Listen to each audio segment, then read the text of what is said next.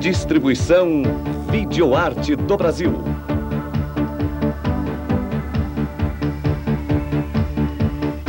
O poderio aéreo soviético. Versão brasileira SC São Paulo.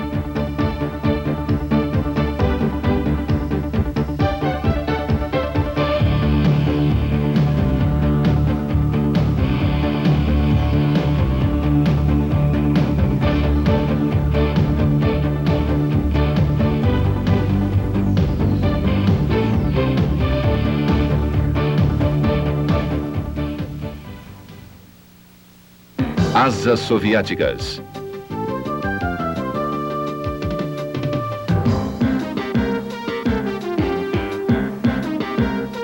A Força Aérea Soviética está organizada de uma forma diferente da maioria das forças aéreas da OTAN. Na verdade, existem três forças aéreas distintas. A Força Aérea Principal, chamada de VVS em russo, a Força Aérea de Defesa, chamada PVO, e o setor de aviação da Marinha, o AVMF. A Força Aérea Principal, a VVS, controla os aviões táticos como os caças MiG-29 e os aviões de ataque a alvos no solo, os Sukhoi 25. Os helicópteros de combates como o Havok Mi-28. Os bombardeiros estratégicos como o Bear Tu-95, as aeronaves de transporte e outros. A Força Aérea de Defesa controla as forças de defesa estratégica, como os novos Flanker Su-27 e os interceptadores Foxhound MiG-31 e mísseis superficial. A Força Aérea Naval é o menor setor e inclui helicópteros com base em navios como Hormon Ka-25 e caças navais como Forger e Yak-38. Na União Soviética, as aeronaves são batizadas com o nome do chefe do departamento de projeto que desenvolveu o avião. Por exemplo, o Su-28 Sukhoi recebeu o nome de Pavel Sukhoi, que dirigiu o departamento até seu falecimento em 1975. Mas para nós, o nome que é sinônimo de caças soviéticos é MiG. MiG é o acrônimo dos nomes Mikoyan e Gurevich, os fundadores do departamento de projetos do MiG. O atual diretor do departamento do MiG é Rostislav Beliakov.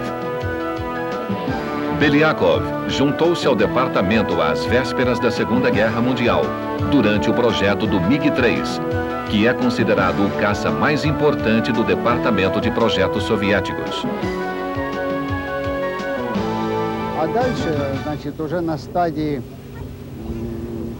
Em 1957, tornei-me subchefe do departamento responsável pelos sistemas de controle.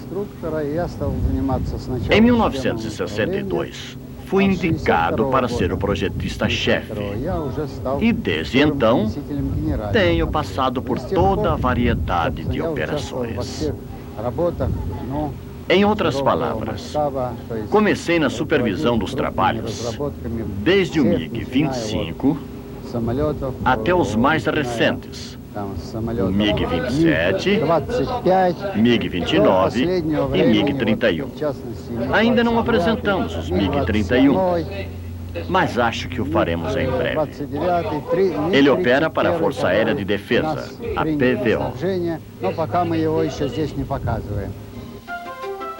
As aeronaves soviéticas são projetadas com prioridades diferentes das aeronaves ocidentais. Sergei Sikorsky, um famoso especialista em aviação soviética, filho do lendário Igor Sikorsky, pioneiro dos aviões russo-americanos, explica. Invariavelmente, as aeronaves soviéticas são um pouco mais pesadas que suas correspondentes ocidentais. Invariavelmente, elas terão a tecnologia adequada às tarefas para as quais foram projetadas. Qualquer tecnologia que não seja necessária para aquela missão específica e para aquela tarefa específica não será incorporada a essa aeronave. Simplesmente porque a aeronave é projetada, é destinada mais para o combate. Embora nossas máquinas, arrisco a dizer, sejam projetadas para uso em tempos de paz e, em último caso, talvez entrem eventualmente no combate. Isso é consequência da experiência soviética na Segunda Guerra Mundial, onde foram usadas aeronaves simples, mas resistentes. Também é parte de uma filosofia soviética que diz que se você vai usar uma aeronave, deve usá-la como usaria os tanques, os veículos blindados e as pessoas. Ou seja, você joga uma quantidade maciça contra o inimigo, toma suas decisões táticas e consegue a sua vitória independente das perdas que sofra. Consequentemente, você precisa de algo mais barato, mais fácil de construir em grande escala. Fulcrum.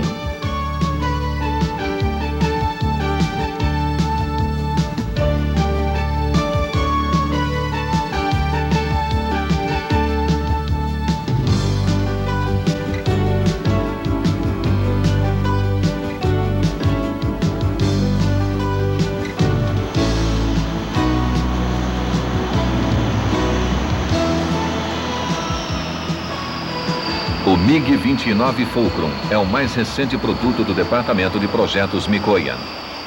O MiG-29 foi desenvolvido em meados da década de 70 como um caça frontal para a Força Aérea Soviética, substituindo o antigo MiG-23 Flugger.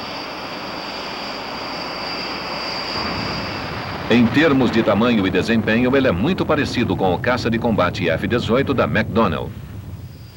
Ele é frequentemente comparado com o F-16, mas o MiG-29 é, na verdade, consideravelmente maior e mais pesado do que o F-16. O MiG-29 é um caça potente e com uma excelente capacidade de manobra, o que se pôde observar muito bem durante as exibições na Farnborough em 1988 e em Paris em 1989.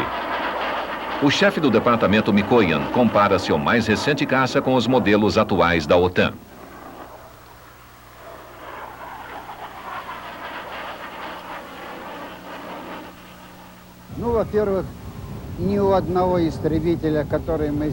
Antes de tudo, nenhum dos outros caças aqui presentes tem a relação peso-potência que o nosso tem. Segundo, temos uma combinação muito bem sucedida entre uma configuração aerodinâmica avançada e alto empuxo que permite o seu uso em uma grande variedade de missões. Mesmo na decolagem, temos uma relação peso-potência maior. Nenhum caça aqui, exceto o Su-27, tem uma relação tão alta. Esse motor oferece um empuxo particularmente alto comparado ao das aeronaves ocidentais. Portanto, a relação peso-potência na decolagem é maior que em qualquer outro. Um nível muito melhor que de qualquer outra aeronave. Segundo, nenhuma aeronave europeia ou americana tem um sistema de armamento integrado como o nosso. Uma combinação entre o radar tradicional e rastreadores eletroópticos e o sistema anti-missile helmet para designação de alvo. Isso permite a transferência de informações de um sensor para outro, oferecendo uma solução de ataque. Eu diria que isso é o mais importante. A combinação de um sistema de controle com uma aerodinâmica avançada e uma alta relação peso-potência.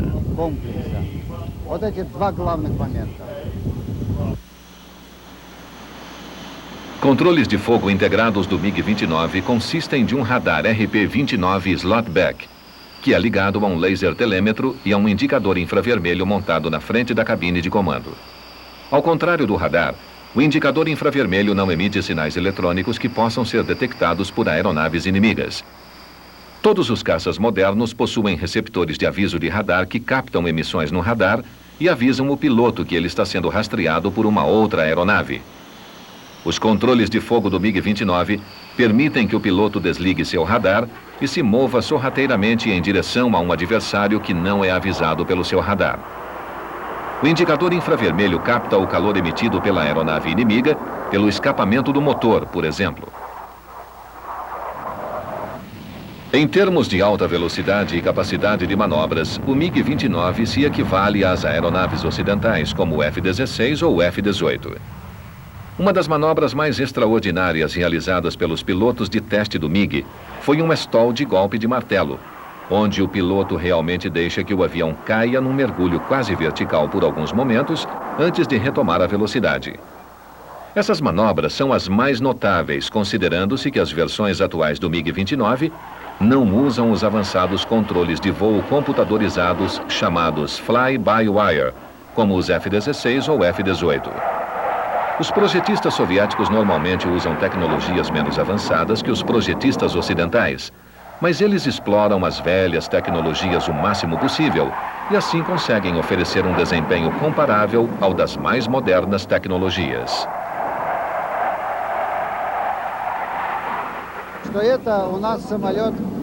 Este é o nosso último avião com o sistema comum de controle mecânico. Todas as futuras aeronaves desenvolvidas por nossa empresa estarão equipadas com controles fly-by-wire. Este avião foi projetado há muitos anos e naquela época não tínhamos muita experiência com a engenharia do fly-by-wire. Como resultado, usamos um sistema de controle mecânico, mas acrescentamos características automáticas em todos os canais de controle. O MiG-29 é equipado com um avançado sistema de ejeção que demonstrou sua eficácia durante um acidente na Feira Aeronáutica de Paris em 1989.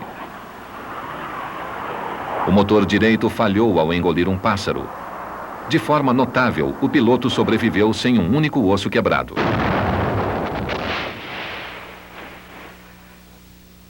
Essa repetição em câmara lenta mostra o acidente com mais detalhes. O motor falha. O piloto tenta recuperar o controle. O sistema de ejeção propulsado a foguete lança o piloto para fora. O paraquedas freio abre o paraquedas principal do piloto. O piloto está livre quando a aeronave bate.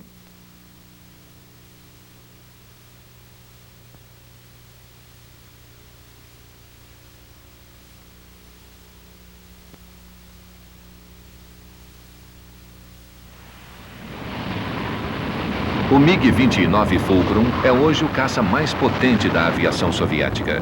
Seu impressionante desempenho o coloca entre os primeiros em termos de caças de combate.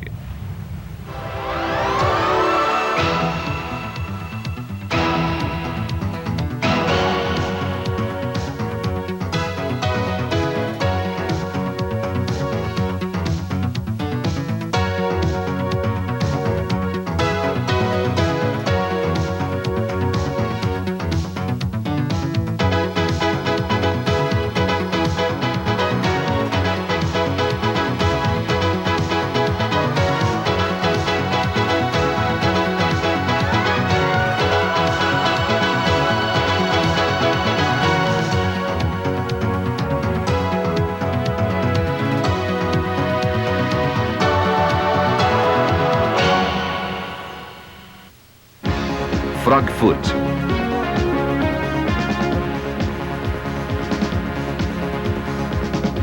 Comparado com a sofisticação do MiG-29, o Sukhoi 25 Frogfoot é um avião muito mais simples. Ele foi projetado para operar num ambiente mortífero de baixa altitude como um caça leve de ataque.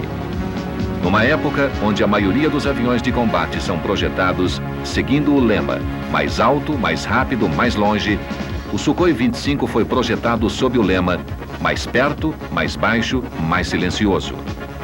A aeronave que vemos aqui é o Su-28 Frogfoot, uma versão de treinamento do avião de combate Su-25. A OTAN apelidou o Sukhoi 25 de Frogfoot, pé de sapo em inglês, mas para os pilotos russos ele se chama Grach, um tipo de corvo russo. O Frogfoot é um avião de apoio. Ele é usado para destruir tanques inimigos. É um topa-tudo. Ele desce e luta dando apoio às forças de terra de modo muito semelhante ao do A-10 da Força Aérea Americana. E sua história remonta à Segunda Guerra Mundial, quando a União Soviética desenvolveu o que foi chamado de Shturmovik, uma aeronave para ataque de alvos no solo muito forte e resistente.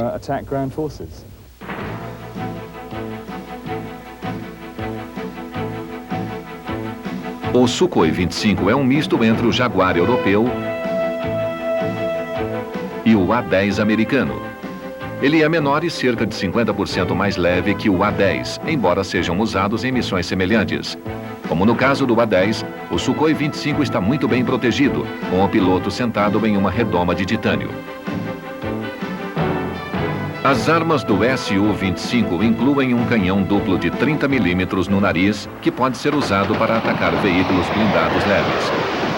As asas podem transportar até 8 bombas de 500 kg ou mísseis. O Frogfoot foi usado pela primeira vez na Guerra do Afeganistão em 1980. Ele foi apelidado de jato alemão pela resistência Mujahideen. Ele recebeu esse nome devido ao desprezo que os Mujahideen tinham pela má precisão dos bombardeiros soviéticos. O Frogfoot passou a ser temido e respeitado como um avião de ataque muito potente. O maior inimigo do Sukhoi 25 Frogfoot no Afeganistão foram os mísseis portáteis, como o míssil americano Stinger. O coronel Alexandre Rutskoy foi abatido por um Stinger quando pilotava um Frogfoot em 1985. Para frustrar o Stinger, os soviéticos incorporaram um sistema luminoso na traseira do avião. O míssil infravermelho capta o calor do escapamento dos motores do avião. O sistema luminoso cria imagens falsas de calor que podem confundir o míssil quanto à localização verdadeira do avião. Além da versão básica de ataque a alvos no solo, também existe a versão de treinamento do Frogfoot, como o Su-28 para treinos gerais.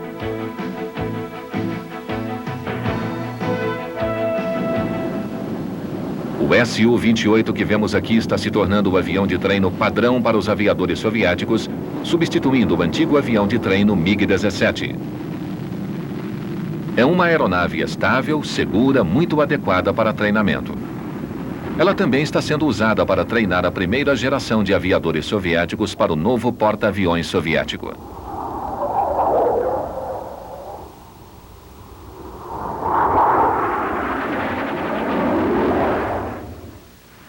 Ela está sendo usada para treinar os pilotos soviéticos nas arriscadas e difíceis manobras de aterrissagem nos convés.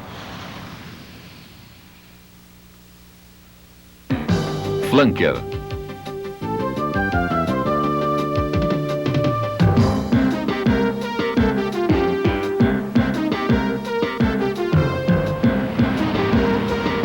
Um outro parente do MiG-29 Fulcrum é o Sukhoi Su-27 Flanker. O Sukhoi 27 foi desenvolvido para a Força de Defesa Aérea Soviética, a PVO, para interceptar bombardeiros de voo baixo. Os radares dos interceptadores soviéticos anteriores, como o MiG-25, não eram capazes de rastrear uma aeronave que estivesse voando abaixo deles em baixa altitude.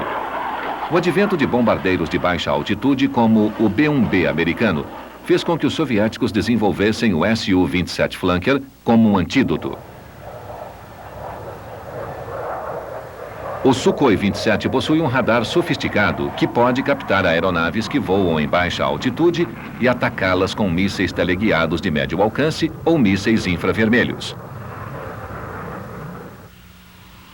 O Flanker também pode ser usado ofensivamente como um caça de escolta.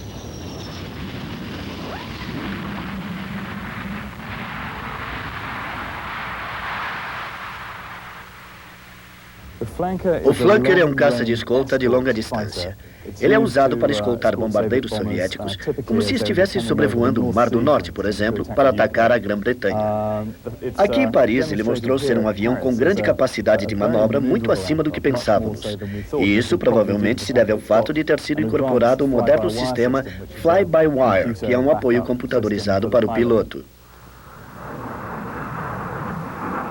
O sistema de controle de voo fly-by-wire no Flanker é uma prova da sofisticação do seu projeto.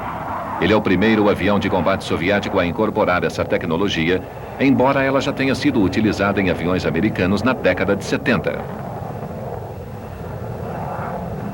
O sistema fly-by-wire permite que a aeronave realize manobras que seriam inconcebíveis nas gerações de caças anteriores. Os soviéticos estão tão confiantes com a qualidade desse projeto que chegaram a sugerir a realização de uma feira de acrobacia aérea para aeronaves militares com sede em Moscou. A mais espetacular e incrível manobra realizada pelo Flanker foi chamada de Pugachev Cobra, em homenagem ao piloto que a realizou. A capacidade de manobra do Flanker surpreendeu a todos em Paris. Ele apresentou manobras que os soviéticos chamaram de cobra, onde o avião se inclina violentamente, derrapa para trás e depois dá meia volta sobre a asa e recupera o voo normal. Embora isso possa dar a impressão de ser apenas uma manobra extravagante, se usada taticamente pode ser muito útil para reduzir a velocidade da aeronave em combates táticos. Isso em decorrência do seu sistema de controle fly-by-wire altamente avançado, que é um apoio computadorizado que permite ao piloto realizar manobras tão avançadas. Os correspondentes ocidentais mais próximos do Flanker são o Eagle F-15 americano e o Tornado inglês.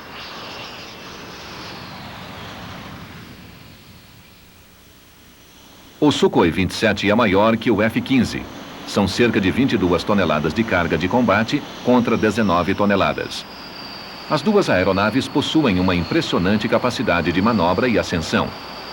Os motores do F-15 oferecem 21 toneladas de empuxo e os do Flanker 25 toneladas. Os soviéticos desenvolveram uma versão especial do Sukhoi 27 chamada P-42, para desafiar muitos dos recordes de tempo e altitude estabelecidos pelo F-15. O Flanker atualmente é o detentor de 27 recordes mundiais de desempenho.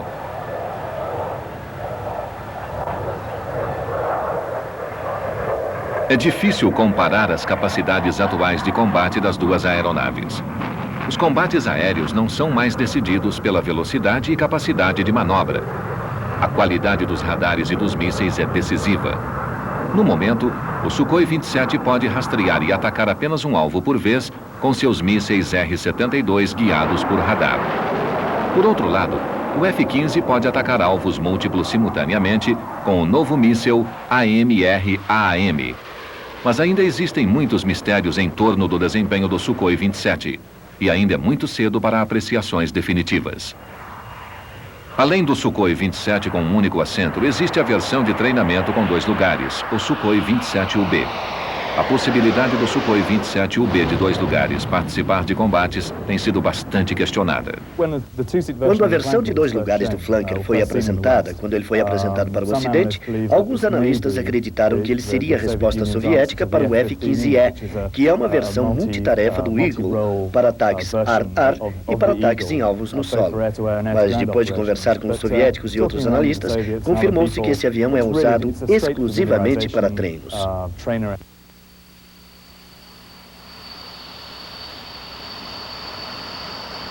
Provavelmente, num futuro próximo, será apresentada uma nova versão do Sukhoi 27 para operações de transporte. Os soviéticos estão realizando testes com o Flanker para que ele possa operar do convés do novo porta-aviões Tbilisi. O primeiro deles deve entrar em operação no início dos anos 90. Nesse novo papel, o Flanker será o correspondente soviético do F-14 Tomcat da Marinha Americana. Havoc.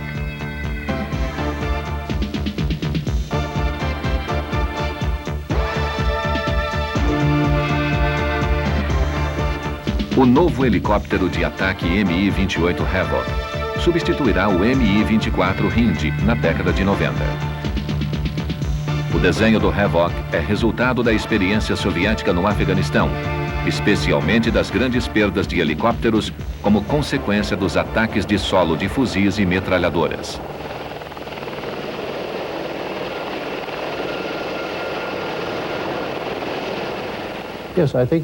Acho que o interesse da Força Aérea Soviética pelos helicópteros aumentou consideravelmente durante a Guerra do Afeganistão. A meu ver, os números falam por si. Eles começaram com cerca de 75% de aviões e cerca de 25% de helicópteros. Mas nas etapas finais da Guerra do Afeganistão, as proporções praticamente se inverteram. 75% das missões e das saídas eram feitas com helicópteros. Para mim, acho que é isso que torna o Havoc diferente do Hind. Pode-se ver com a Guerra do Afeganistão. O que os soviéticos fizeram foi pegar toda a experiência que tiveram no Afeganistão e chegar à conclusão de que o que eles precisavam era uma máquina que transformasse o helicóptero Sturmovik em suporte aéreo. A geração seguinte dos helicópteros Sturmovik. A primeira coisa que perceberam foi que essa máquina tinha que sobreviver às pequenas armas de fogo. E então eles tornaram seus helicópteros praticamente imunes às armas pela 7.65 e cerca de 95% imunes às de calibre 12.7 e 0,50. Depois eles desenvolveram algumas técnicas de sobrevivência bastante engenhosas para a tripulação. De modo que mesmo na remota possibilidade da aeronave ser atingida, a tripulação podia sobreviver. O Havoc é equipado com um canhão automático de 30 milímetros sob o seu nariz, que pode atirar munições altamente explosivas e de perfuração de couraça. Nos pilones estão os lança-foguetes para 40 foguetes não guiados e trilhos para mais 16 mísseis antitanque Spiral AT-6 guiados. Os mísseis Spiral AT-6 permitem que o Havoc ataque tanques a uma distância de 3,5 milhas. Os mísseis são guiados por uma pequena antena no nariz da aeronave. O poderoso armamento antitanque do Havoc permite que ele dê apoio às unidades soviéticas blindadas durante operações mecanizadas. O novo Mi-28 Havoc, que foi apresentado em Paris na Le Bourget, nos impressionou muito por sua performance, pelo seu tamanho e pela sua resistência. É uma aeronave realmente projetada para escoltar os blindados soviéticos. Ela tem capacidade de ficar um período de 3, 4, 5 dias sem precisar voltar à base aérea e não precisa de nenhum recurso sofisticado de manutenção. A aeronave tem sido comparada a algumas máquinas como o Apache e o Mangusta. Eu a colocaria numa categoria diferente, porque, afinal de contas, ela é mais ou menos 50% mais pesada e mais ou menos 50% maior que o Apache. É um exemplo bastante interessante de uma máquina ideal para ataques em alvos no solo, com excelente capacidade de manobra e características de desempenho. E, certamente, uma extraordinária capacidade de desempenho ar-ar. O Havoc soviético e o Apache americano possuem características de voo semelhantes. O Apache tem a vantagem de possuir características de ataque noturno mais sofisticadas. Mas o Havoc está muito bem talhado para sua missão de suporte aéreo às forças terrestres soviéticas nos modernos campos de batalha. À medida que o véu de segredo vai sendo lentamente retirado, começamos a ter uma outra perspectiva dos aviões de combate soviéticos. Os aviões de combate soviéticos são projetados a partir de prioridades diferentes das dos aviões da OTAN. A aviônica soviética é geralmente menos sofisticada, mas não há dúvidas quanto ao extraordinário desempenho aerodinâmico dos Red Falcons.